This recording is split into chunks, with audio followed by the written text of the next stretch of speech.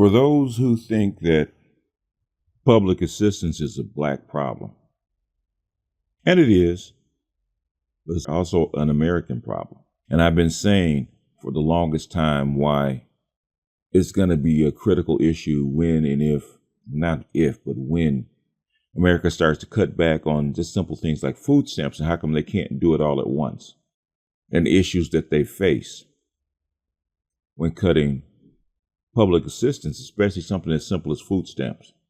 Now, I've said in the past, you still have like 41 million people, if you include the kids, on food stamps, or SNAP cards as we call it. And the vast majority of these people are white. And the reason you can't have cuts like that all of a sudden, a lot of black guys thinks it's gonna be utopia once you make all these cuts, and a lot of black women will be coming back to the table. I keep saying it's more complex than that. I also say be careful what you wish for. And this story is in the category of be careful what you wish for. Mom denied food stamps, shoots kids, and kills self. A Texas woman who for months was unable to qualify for food stamps pulled a gun in a state welfare office and held a 7-hour standoff with police that ended in her shooting her 2 children before killing herself, officials said. The 10-year-old boy and 12-year-old girl remained in critical condition Tuesday. Authorities identified the mother as Rachel Reimer, 38, and children Rami and Timothy. When the family entered the office on Monday before it closed, Reimer asked to speak to a new caseworker, and not the one whom she worked with before, Texas Department of Health and Human Services spokesman Stephanie Goodman said. Reimer was taken to a private room to discuss her case. She then revealed a gun, and the standoff began, Goodman said. Police negotiators stayed on the phone with Reimer throughout the evening, but she kept hanging up, Laredo Police investigator Joe Beza said.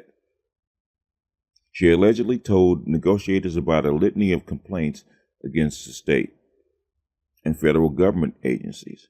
Reimer let a supervisor go unharmed around 7:45, but stayed inside with the office with her children. After hanging up the phone around 11:45, police heard 3 shots and a riot police team entered the building. Inside, they found Reimer's body and her 2 children wounded.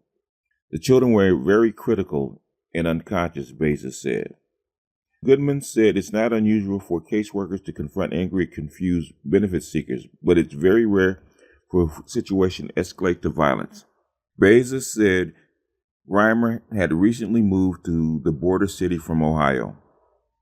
Reimer first applied for food stamps in July, but was denied because she didn't turn in enough information, Goodman said. She said it wasn't immediately clear what information was missing. We were still waiting. If we had that, I don't know if she would still qualify or not, Goodman said.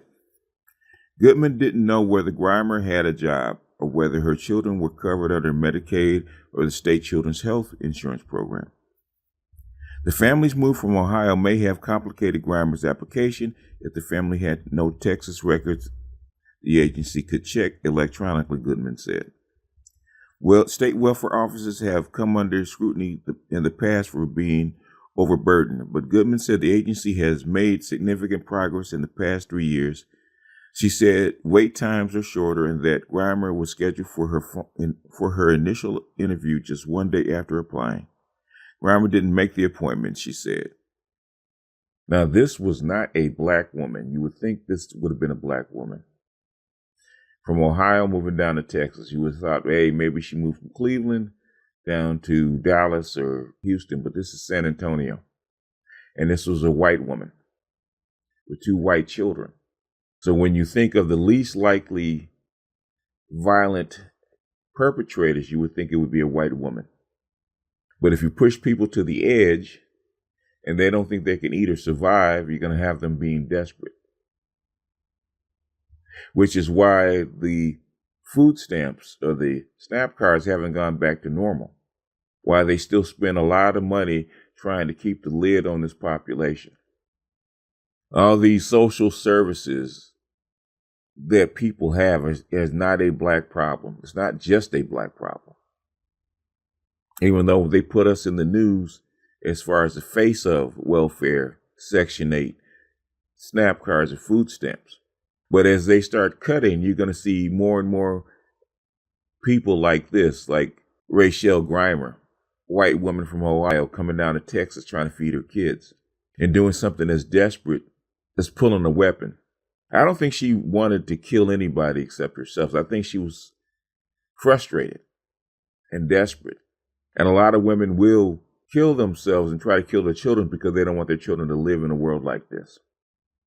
This is the world that's coming, not just the world we live in. This is the world that's coming. And as the United States tightens its wallet, as it has to do because it doesn't have any more money, and it's running out of places to suck money from, these issues are actually going to come up.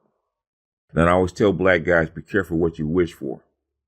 Because when they do cuts, it doesn't just stop with in the black community or with black women. It's going to be everybody. And as everybody gets cut or has less money or has less disposable income, there's going to be a ripple effect. The butterfly effect is not just for time travel, not just esoteric. Everything is connected.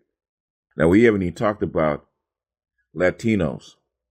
We've left them out of the equation because they're on it too. What do you think is going to happen when they cut off the survival mechanism for 150 million white people? Think about it. And we're not even talking about what automation is going to do. We're just talking about the people right here, right now, today that can barely survive. Can you afford to have 40 million people out there rioting or causing a disturbance in this country?